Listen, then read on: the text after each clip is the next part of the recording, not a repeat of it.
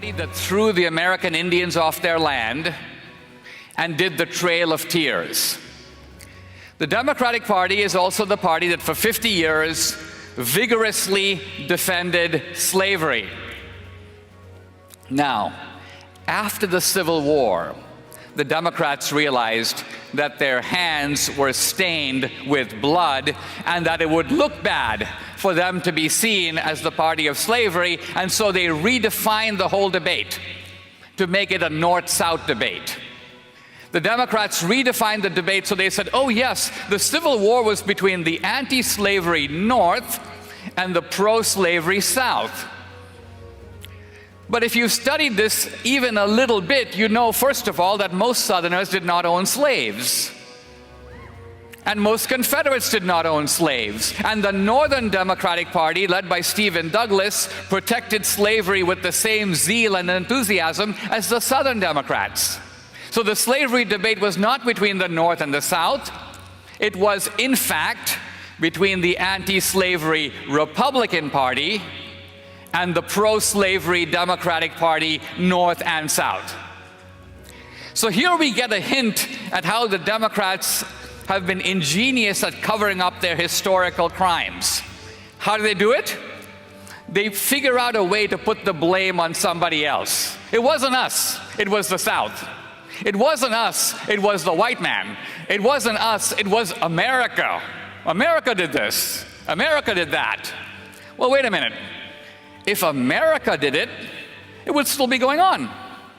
Obviously, some Americans did it, and other Americans stopped them. Now, once slavery ended, the Democratic Party became the party of segregation, Jim Crow, and the Ku Klux Klan.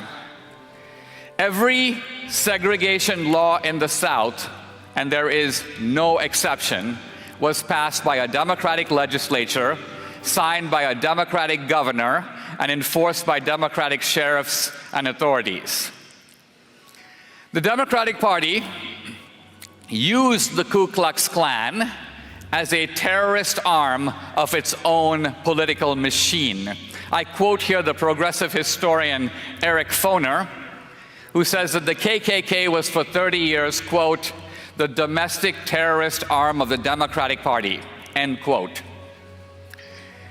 It was a Confederate General, Nathan Bedford Forrest, who was a delegate to the DNC, who started the Klan.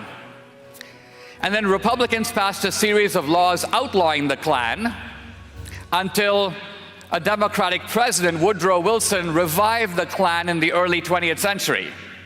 How did he do it?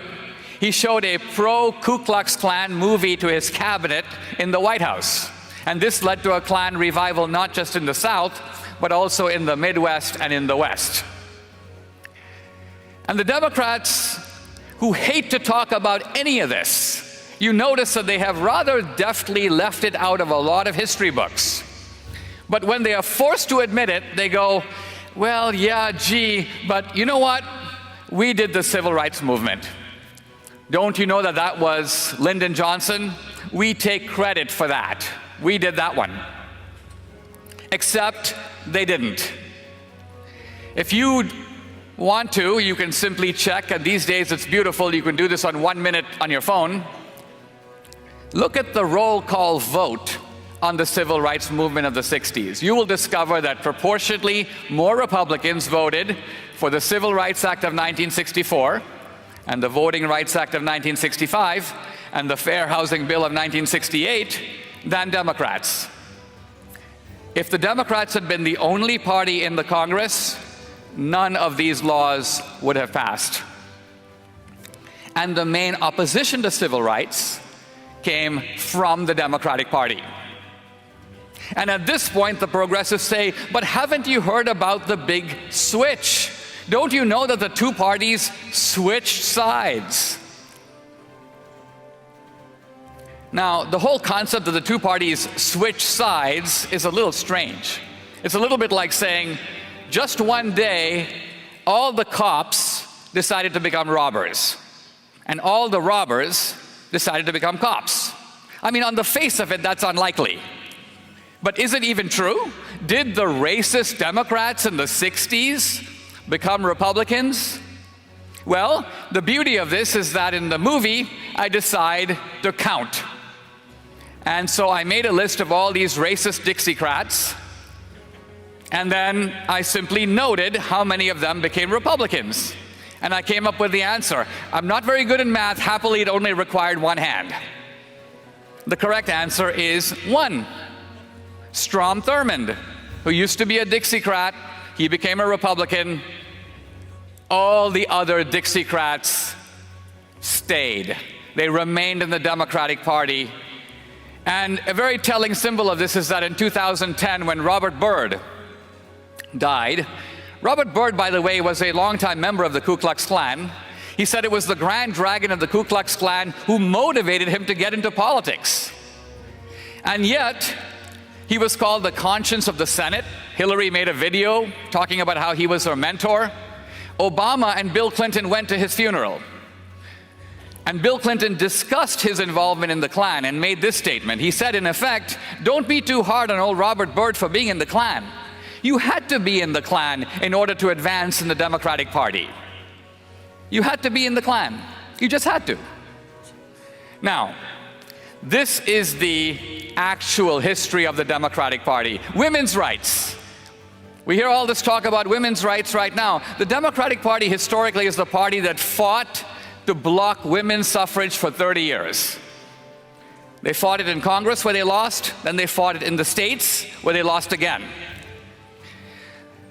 And if you think that all of this is somehow ancient history, the remarkable thing is that many of the horrible features of the old slave plantations we still see today in the inner city. Ramshackle dwellings, broken families, widespread illegitimacy, a huge amount of violence that's necessary to hold a place together. Everybody gets a meager provision. You get food, you get health care, but nobody gets ahead. No one gets a good education. The old Democrats used to say slavery is a school of civilization. Well, it's not a school from which the slaves were ever allowed to graduate. And similarly today in the inner city, everyone is dependent, and that's why they vote Democratic. But how many people actually get up and leave? How many people actually climb up those ladders of opportunity? Not a lot. And the Democrats don't mind it a whole lot that way because they continue to get the vote. They have created a politically profitable dependency. And this brings me now fast forward to what's going on right now. Many people say